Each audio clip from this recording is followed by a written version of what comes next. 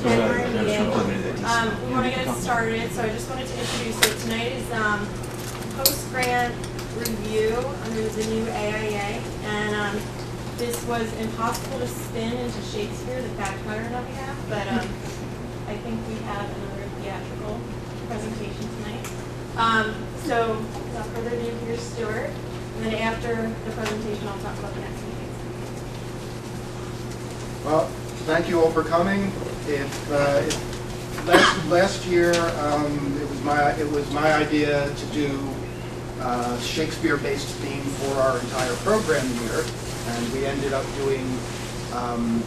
doing five programs based around Shakespeare plays, 5.5 if we count the Edison, which really wasn't Shakespeare at all. So 5 Shakespeare-based presentations, and I was hoping that this year we could fit one in. So I signed up for a pupillage group, and well, on the back of the program you'll see what Lauren gave me to work with, and this isn't going to be Shakespeare.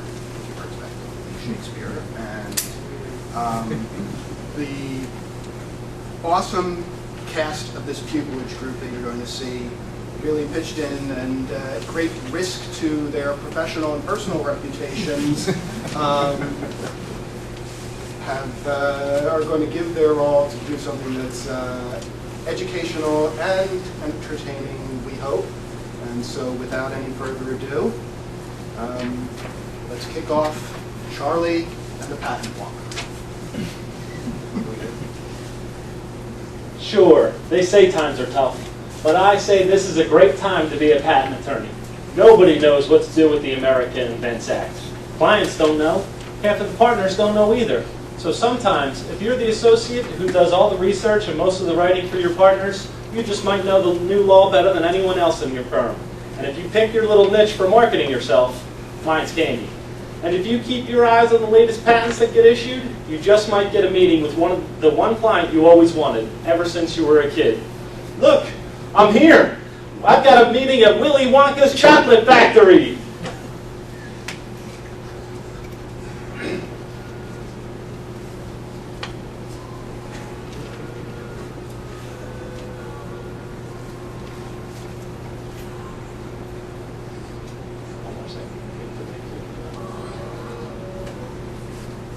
I used to think my life would be all prep and process and drudgery, but suddenly I begin to see a partnership chance for me.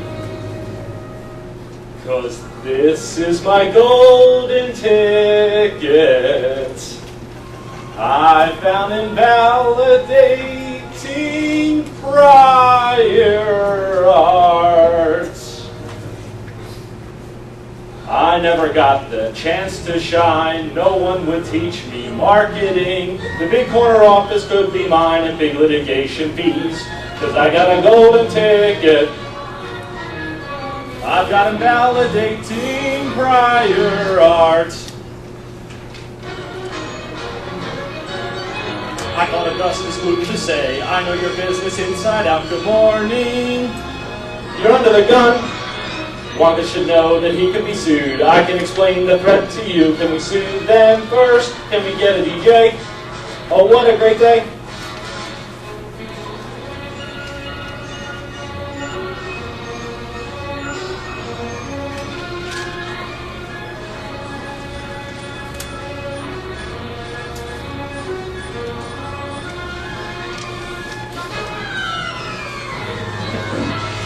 Or there's another way to go, straight to the USPTO. The patent could be attacked anew with a post-grant review. This one is my golden ticket. I've got a chance to make some rain. And with a golden ticket, it's a golden day.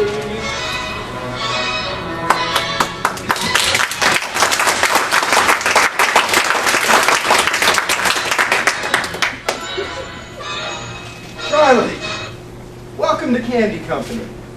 I'm sure Mr. Wonka will be here any minute now. I'm his general counsel, Augustus Gloop, and this is Dr. Violet Beauregard. our Director of Candy Engineering. Wow, Dr. Beauregard. Can I call you Violet? I've read all your patents and journals and articles in the Journal of Confectionery Engineering and your conference papers. I'm a big fan. Yeah, whatever. Charlie, thank you for coming today. Candy Company has expended a significant sum developing a fun and innovative gumball dispenser that we plan to start selling in the coming months. The gumball dispenser could revolutionize the candy business. Children everywhere will love watching gumballs drop, flip, twist, and turn as they travel downward through the dispenser. I spent years designing the gum dispenser. It's genius. Thanks to Charlie here, we discovered that our biggest competitor, ABC, has a new gumball dispenser patent that may cover your latest design. We could be sued by ABC for infringing its patent. It appears that they would have a good case against us. ABC got another patent, so what? They got like 100 patents the past 3 years, and none of them cover anything we would ever want to do. Arthur Slugworth hasn't come up with a really interesting gumball delivery mechanism in his life. Maybe not, but this patent isn't just a Slugworth. It's Slugworth et al. The most creative thing he ever did was change his company's name from Slugworth Manufacturing to ABC. That's pretty creative, isn't it? But Violet, I think this one's a problem. Charlie, we'd like to explore with you different ways that we can invalidate ABC's gum dispenser patent to pave the way for Violet's latest design here. You mentioned during our telephone conversation that you found a prior art patent that wasn't submitted to the examiner during prosecution of ABC's patent. Yes, that's right. Look here, ABC's broadest independent claim is Claim 11, which generally recites a gumball machine comprising a container for storing the gumballs, a dispensing opening, and plurality of novelty modules that together form a pathway for the gumballs to travel between the gumball container and the opening.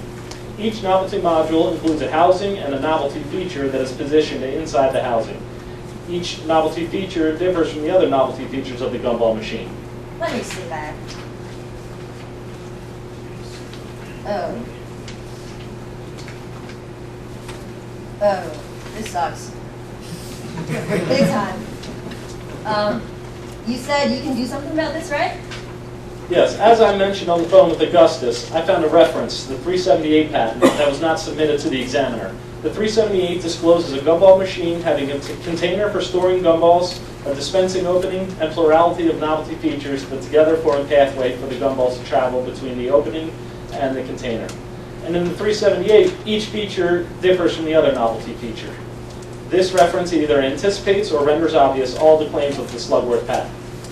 Let me see that one. Well, I see what you mean, but on the other hand, this kind of looks like our product too. Should we worry about this other company, SunCloud? Good question, and there's nothing to worry about from them. This patent expired because the owner didn't pay the maintenance fees, but it still counts as killer prior art. Well, should we file a declaratory judgment action right away to invalidate ABC's claims in view of this 378 patent? Well, it might not be possible to file a declaratory judgment action. Unless ABC places Candy Company on notice of ABC's intent to sue, Candy Company has no ability to file a declaratory judgment. A declaratory judgment action requires a case or controversy, some sort of objective indication that ABC intends to sue Candy Company. We can't simply conclude that ABC intends to sue for patent infringement. We must point to a communication or action from ABC indicating an intent to sue Candy Company with respect to the patent at issue. Have you had any such communication from ABC? No, we haven't received any such communication. Slugworth is a wussy. He wouldn't give us notice. He'd rather stab us in the back if he can. Well, even if you had received such a communication from ABC, you still might not want to file a declaratory judgment action. Under the new rules set forth by the America Invents Act, filing a civil suit to challenge the validity of ABC's claims would prevent us from filing certain review procedures, like the inter partes review, for example. And even if we file a civil suit after initiating a review, the civil suit will be automatically stayed unless certain conditions were met. Besides, ex parte re-examination and the new post-grant and inter partes review proceedings are by far the better option for challenging a patent's validity. One reason is because, as with other patent office proceedings, claim terms will be given their broadest reasonable interpretation in proceedings at the patent office.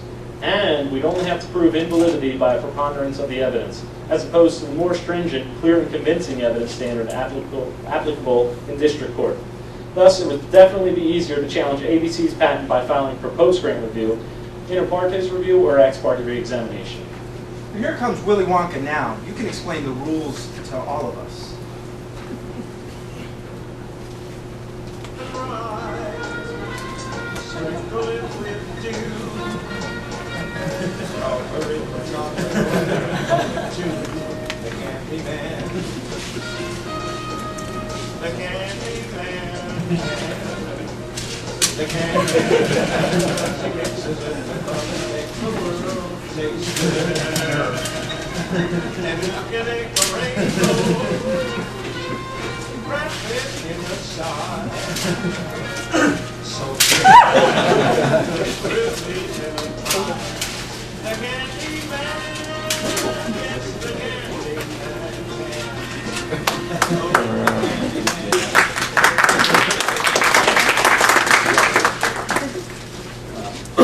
So, Augustus tells me that you may have a way to invalidate Slugworth's candy dispenser patent.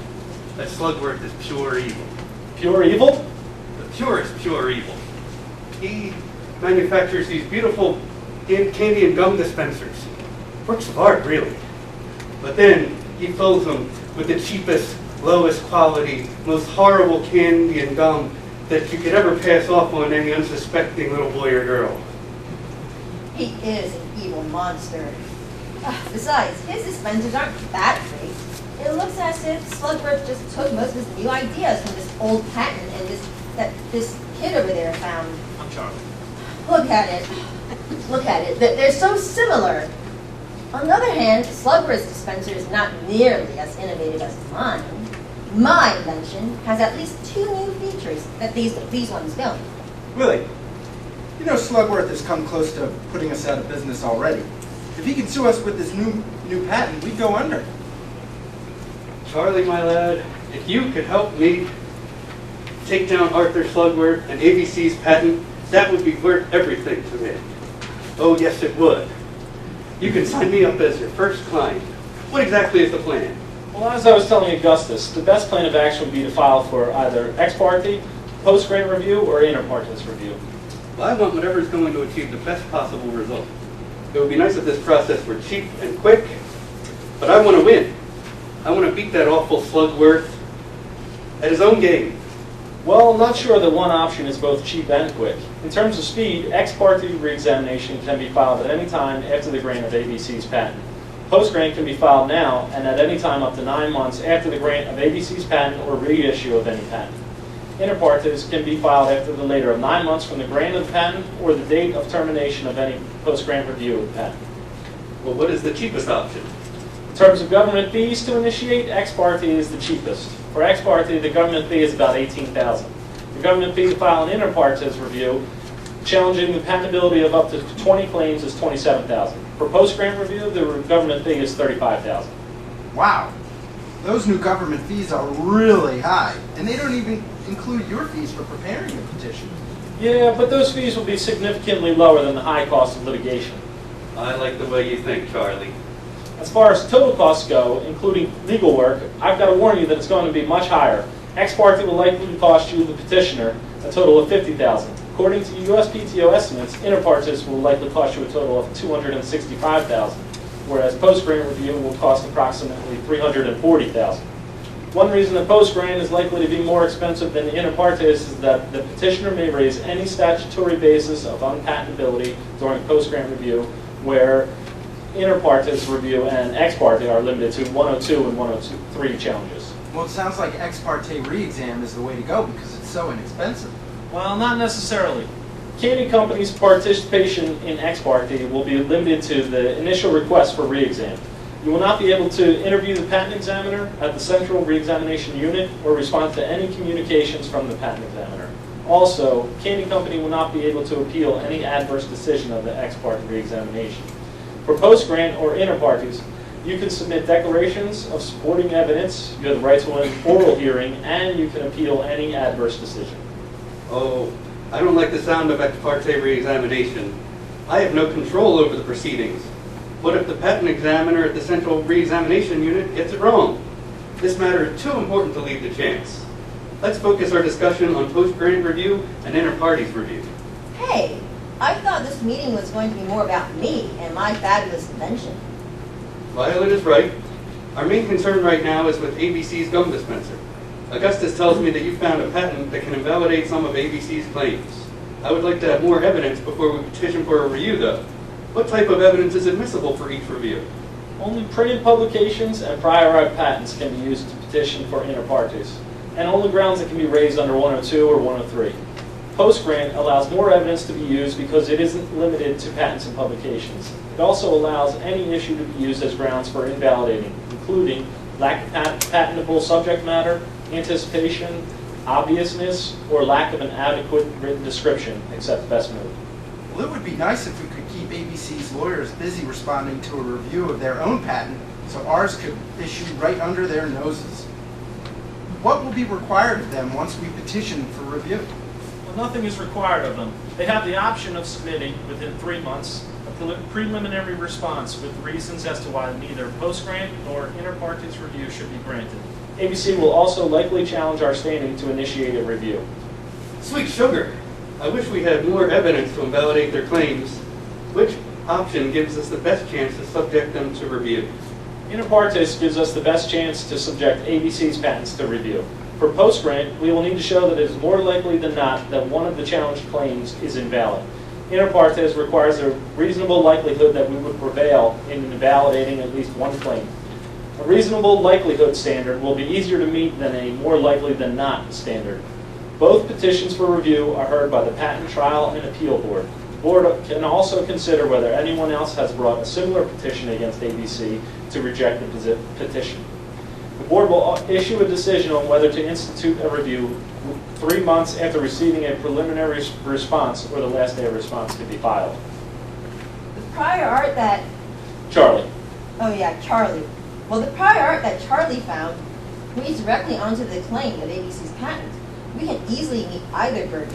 What will happen once petition for review is granted? Once a review begins, ABC will have the option to file a response to either review. They can also file one motion to amend any claims during inter partes or post-grant. The amendments can't broaden any claims. They can only cancel claims or submit substitute claims. And only a reasonable number of substitute claims are allowed.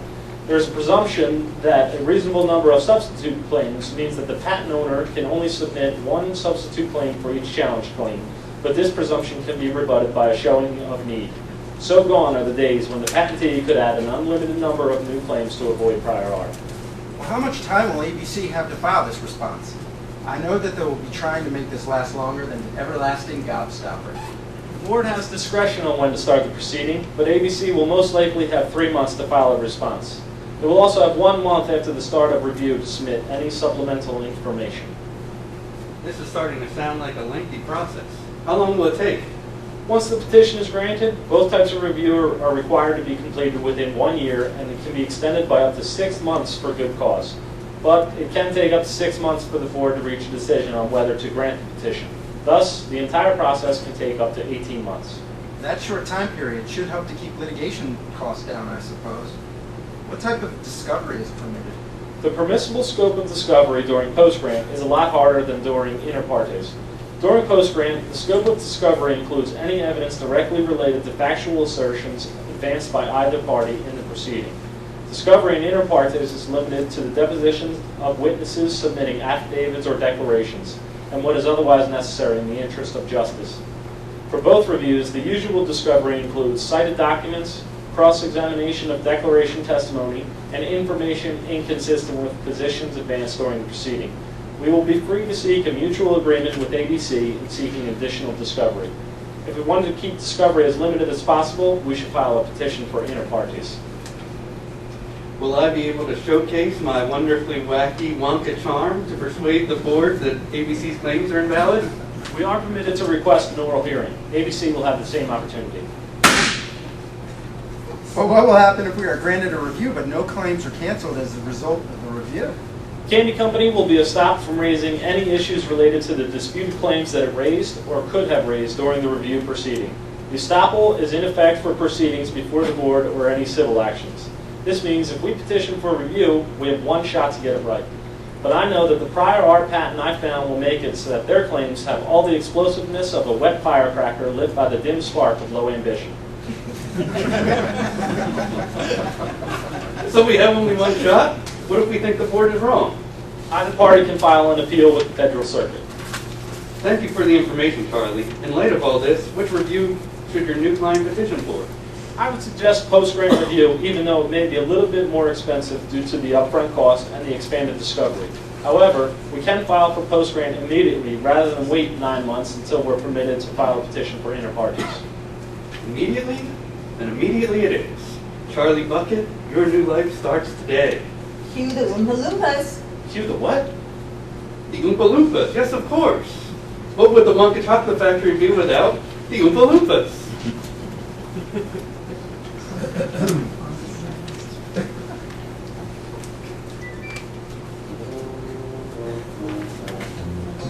Oompa-doompa-dee-doo. I've got the rules from post-grant review. Oompa, Oompa, PTAB. If you are wise, you'll listen to me. What do you get from a new patent law? A pain in the neck and clients in awe. Why don't you try simply reading the text? Or could you just not bear to be vexed? I don't like the look of it. Oompa, loompa, doompa-dee-da. With some good counsel, you will go far. You will live in happiness too, like the Oompa, loompa, doompa-dee-doo.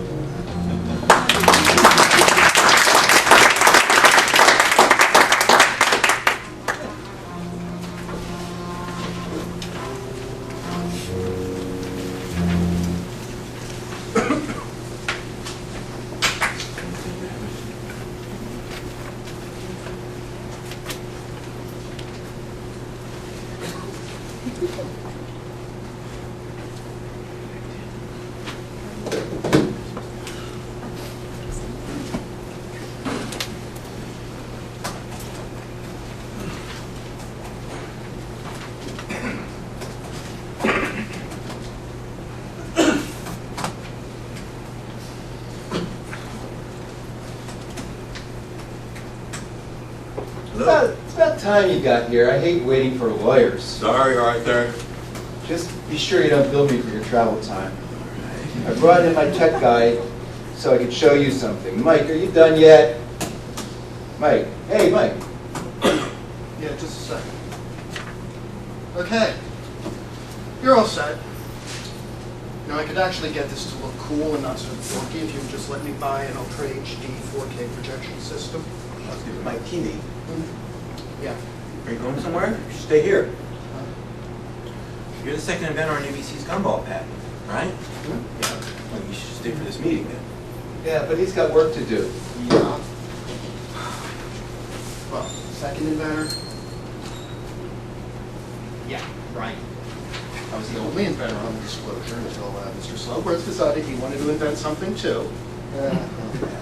He would not believe the old stuff he thought nobody had ever done before, and the stuff that he did these totally problems. He did invent something new, isn't it, claims, right?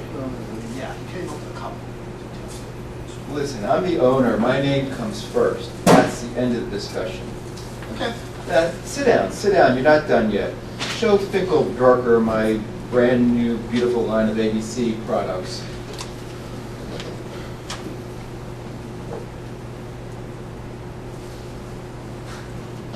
The new chocolate bars are 15% cheaper to make, with that nice glossy look you get from adding extra wax. And the new gumballs, I love this. Look, the bright colors are a surplus from a dye factory they closed down in China. I got a great deal on it. You certainly know your business. And I bet the risk of cancer is nowhere near as high as they say. So, about this patent. Yeah, the patent. The one I already had our in-house counsel, Ms. Veronica Salt, prepare. She's got some talent, that one. She got that patent issued really quickly. I was very pleased. Why, it seemed like it was issued within a half a year, or maybe even less. Odd. I asked her to attend this meeting too. She should be here at any moment. Excuse me? What was that? You heard me. Just you wait. Never fear, I have arrived. I don't know who you are, but you're in my seat. Move. Excuse me. Miss Salt? Veruca Salt. Don't worry, he messes up Hard-nosed everybody's pickle name. What a pleasure to meet you. Have you seen my gum dispenser patent?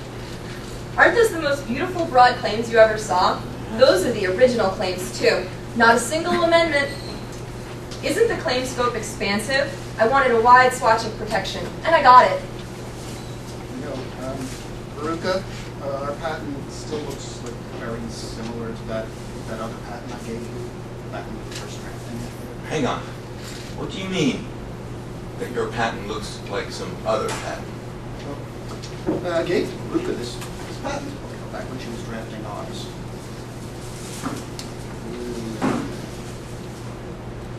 There. Yeah.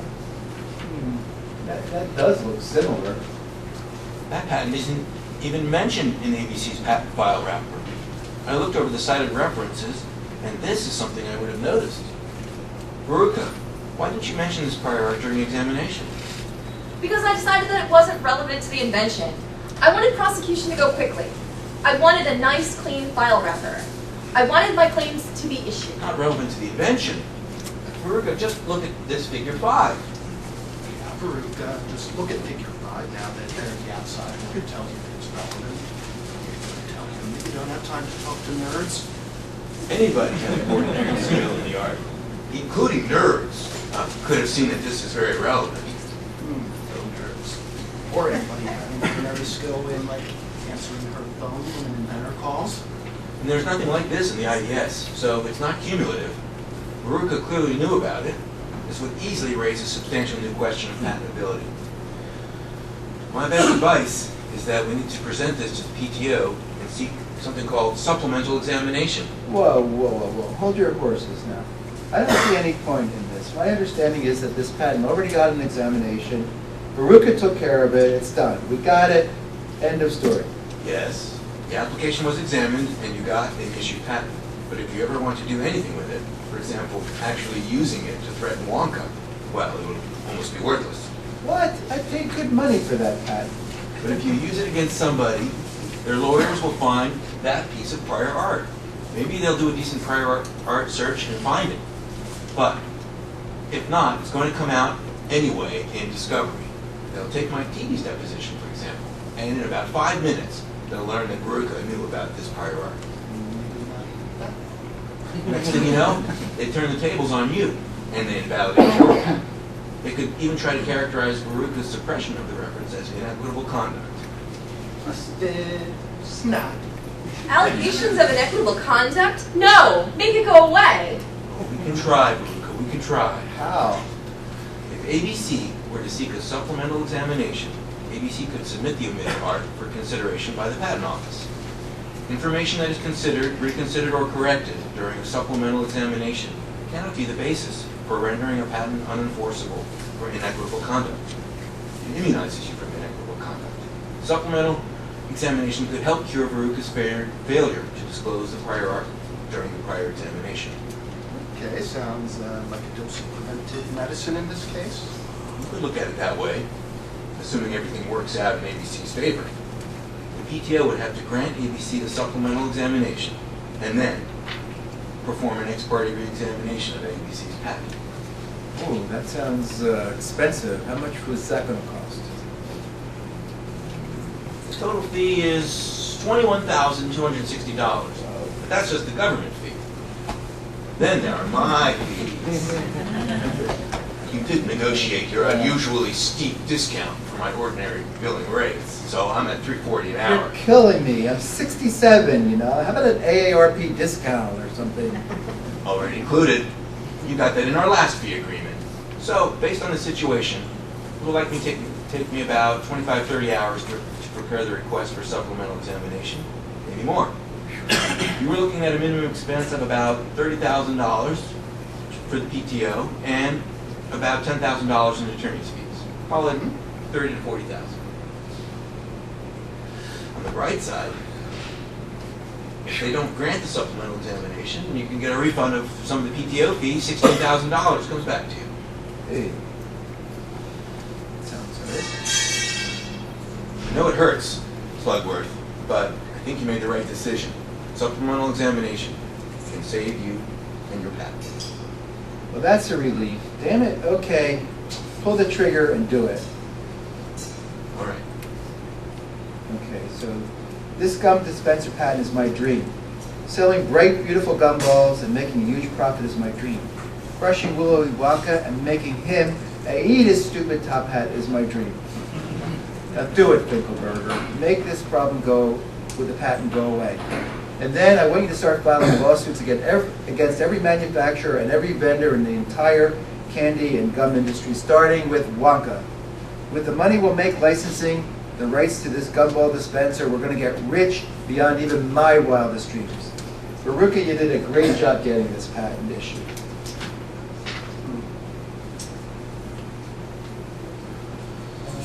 Issued. Patents. I want my patents to be the geese that lay the golden eggs. They will, With Veruca. at least 100 licensees paying royalties. Just as you said. And by the way, I want my claims. But they're too broad. I got allowed You claims. didn't even read the prior. I made my guesses, which led to successes. Who needs Be IDSs? sure to file an RTE instead of paying the issue fee. Hey now! I want my claims. I want my broad claims. No limitations. I don't have the patience for far-right citations. Just give it to me. Now, I want the world. I want the whole world. File PCT apps and file EPC apps for all ABC apps. Give it to me now. I want it today, not sometime tomorrow. I want to wave around my grants in the air, and I do not want to share them. I filed the petitions to make my app special, sent to the front of the line. And if I don't get my first action allowance, I'm going to whine. Stop!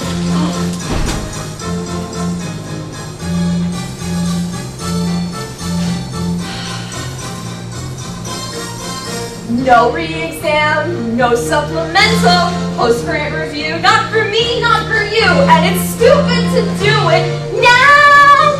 I don't care how, I want it now! I don't care how, I want it now! This one's a bad.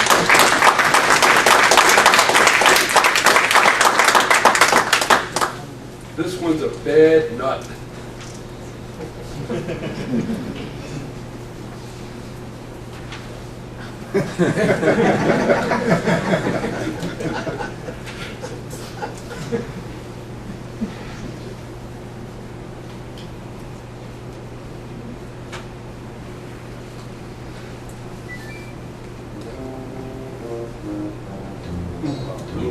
Doopity-doo. Here's a substantial question that's new. Oompa loompa PTAB. If you are wise, you will listen to me. What do you get when you ignore prior art just to get yourself a head start? What are you doing not being candid? Will you leave your company stranded? I don't like the look of it. Oompa loompa doopity-da. If you're honest, you will go far. You will live in happiness too, like the Oompa Loompa Doopity-doo.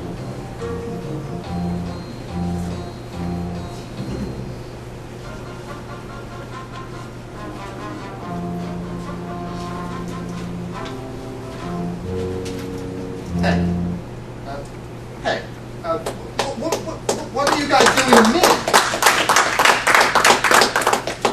Hey, I didn't ignore the prior art.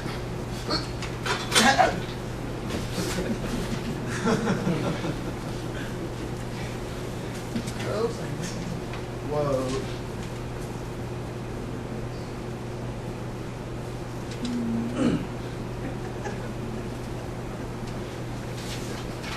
Whoa, no, whoa, whoa, whoa.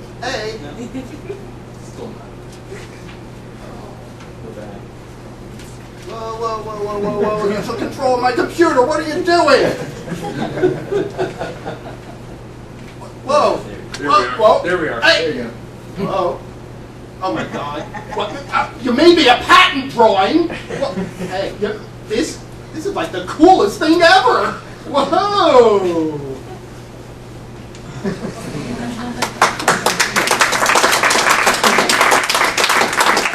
Bravo, bravo.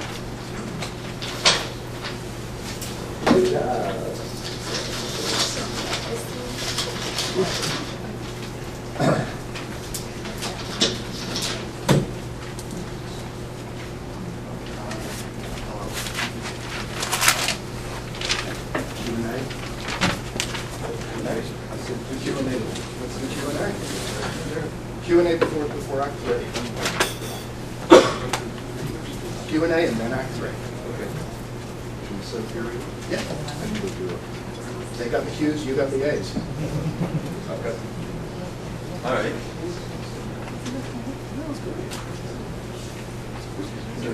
Well,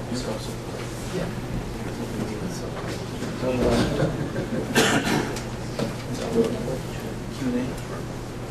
Yeah, any questions? How come you weren't singing? No, they know my singing voice. Any questions about any of the concepts from Act 1 or Act 2? I have a question, actually. Yes. Yeah. So I just wanted to clarify, what were the bases for pursuing the inter-parties or the ex-party re-examination after grant? Is that only for statutory bases?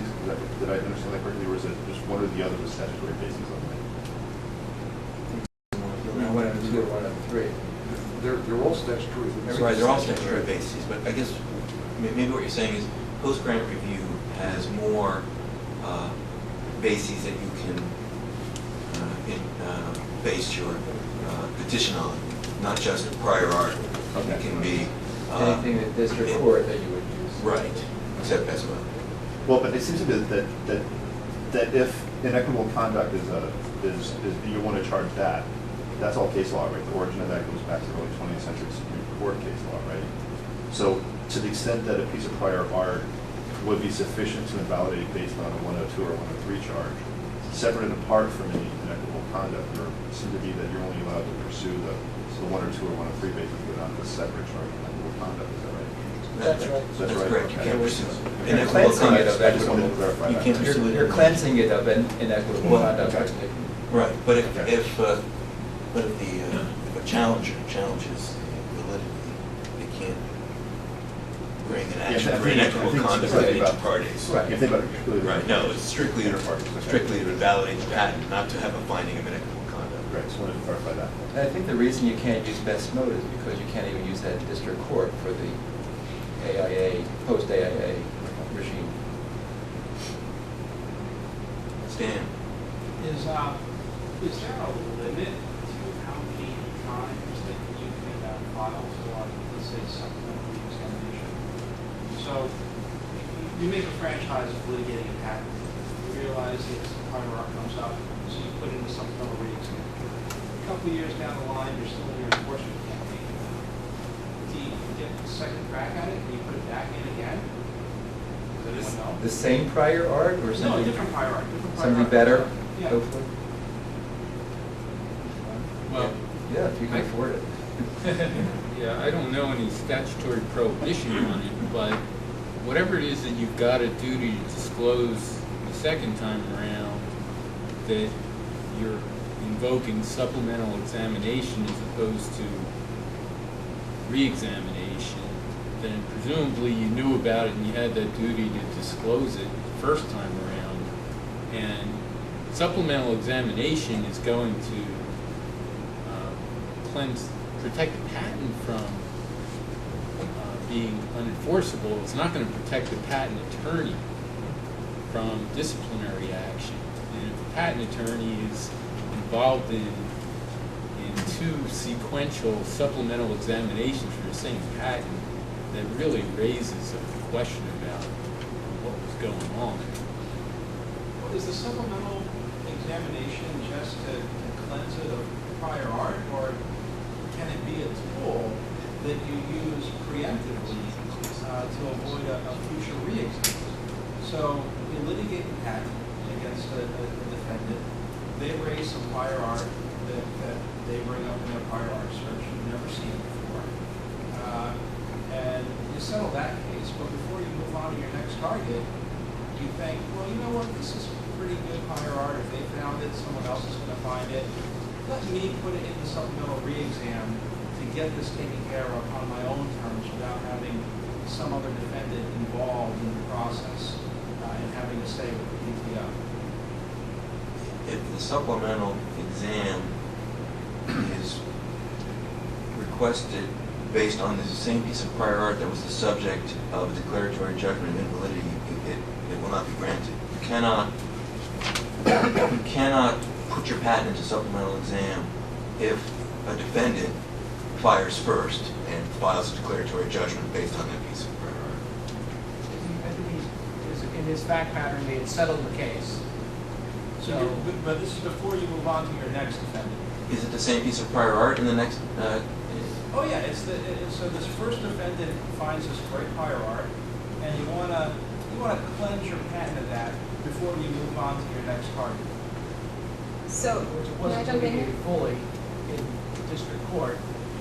Settled, the case is settled, but you still want to get it taken care of. Well, So, when I was researching this, for this, we prepared a memo for this, it said that your supplemental opportunity for that piece of art is like terminated when somebody asserts it in a DJ action. Right. So if it's asserted, you're done.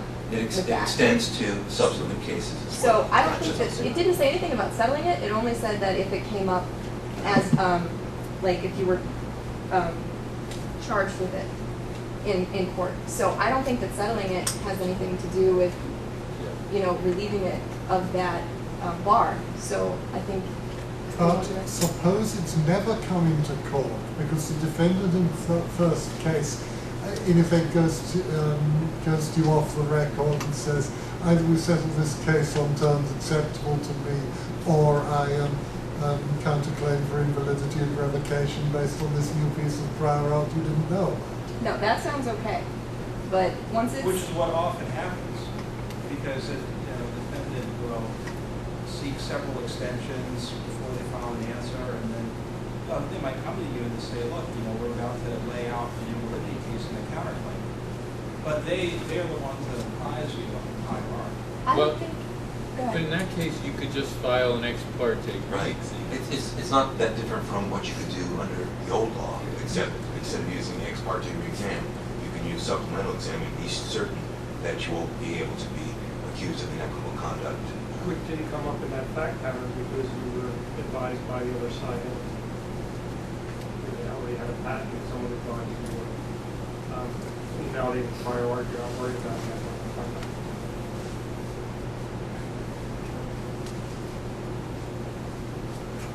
But So what would you the initial question was about doing 2 supplemental exams, and there you're really trying to cleanse the record of inequitable conduct. So the first time you go into supplemental exam, you really got to make sure you come clean.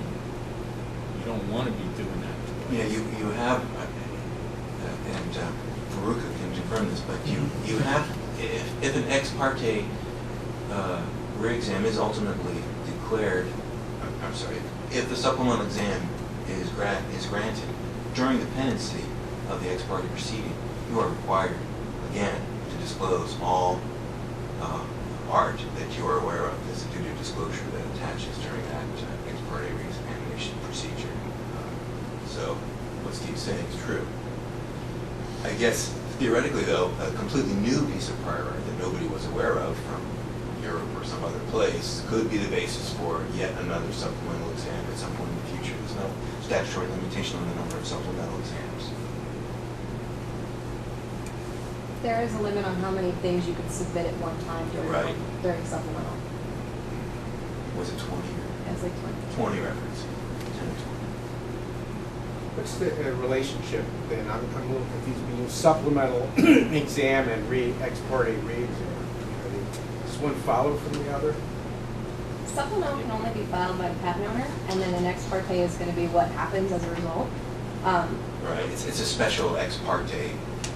The petition for supplemental examination is filed, and then if it's granted, this sort of modified ex parte re-exam takes place. That's why I'm referring to it. But it has the cleansing aspect. Yes, which ex parte re-exam, the old ex parte re-exam does not. Which will still be in existence. The old ex parte is still belonged. Well, you end up in one. If They just- supplemental exam, It's not the same. It's like you can't fight it. They declare an ex parte re-exam, and you're in it. You can't argue, no, you shouldn't grant the ex parte re-exam. But they conducted like an ex parte re-exam. Are you talking about a case where a third party initiates it and pays for the supplemental, or I pay for it? Right. Yeah, you would, the patent owner pays for supplemental examination. Right. And if the PTO finds, no, this isn't material, then you're golden. If the PTO thinks it's material and the claim's not patentable, then they declare an ex parte re-exam. And you're not entitled to argue at that point. You shouldn't grant an ex parte re-exam. That's right, it's already been granted at that point. Right. Filed. And it proceeds.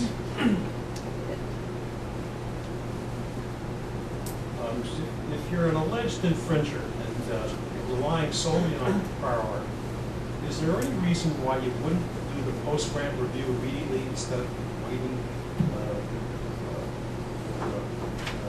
parties review later on? Well, part of it's going to be if you've got still time to, you've got that 9-month limitation after issuance.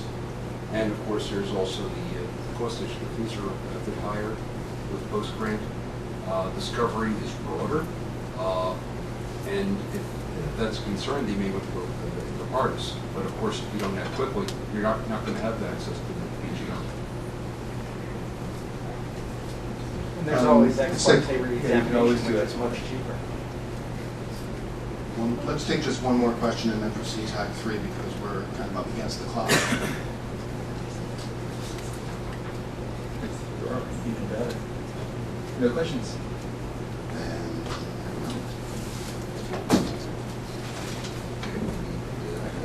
Okay, so I'm not in Act 3.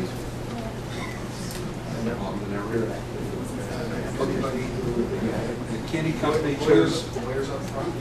Yep. We have the lawyers for both sides. You'll never guess who serves as the PTAB. Need lawyers on both sides? Great, okay. Candy Company chose post-grant review under the AIA. Our final scene occurs as the PTAB, near the conclusion of the PGR process, in about mid-2015. Our hero Charlie has just finished his oral argument at the PTAB.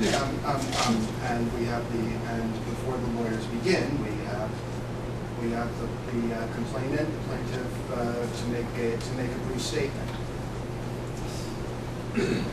Come with me, and we'll be in a world of re-examination. We chose post-grant review to achieve invalidation.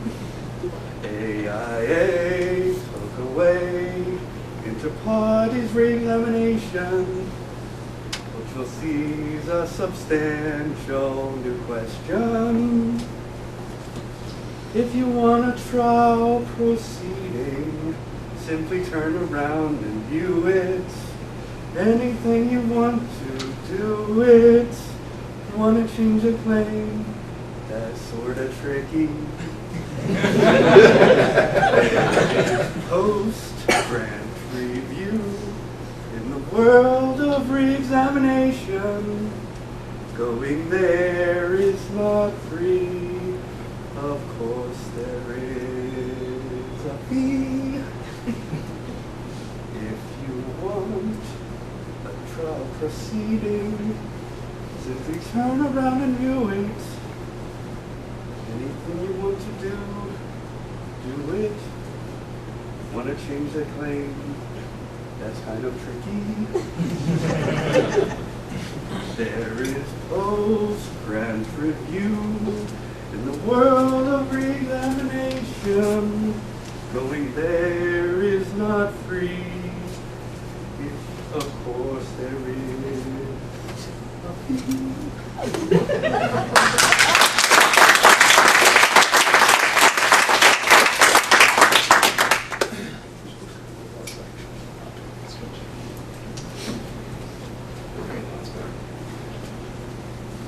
Mr. Bucket. All right, and in conclusion, the 378 patent renders obvious all of the claims in the ABC patent. We have shown this by a preponderance of the evidence.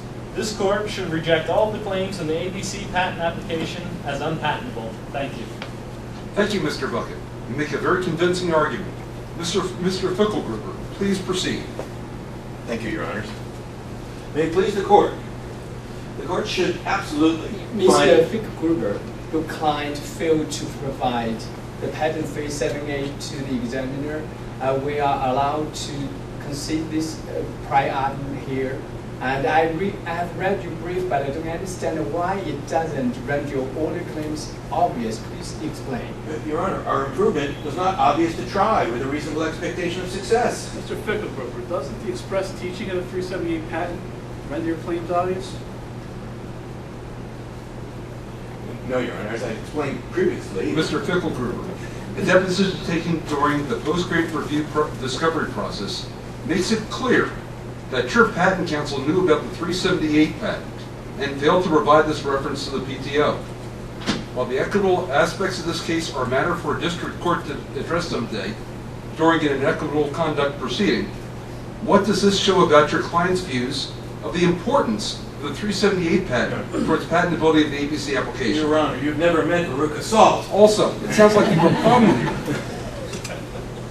If you find a submitted reference to invalidate your claims for obviousness, the omitted reference could then be material, and given the behavior of your counsel, you might have a serious problem with an inequitable conduct charge in district court. I give up. Your Honors, we're dead.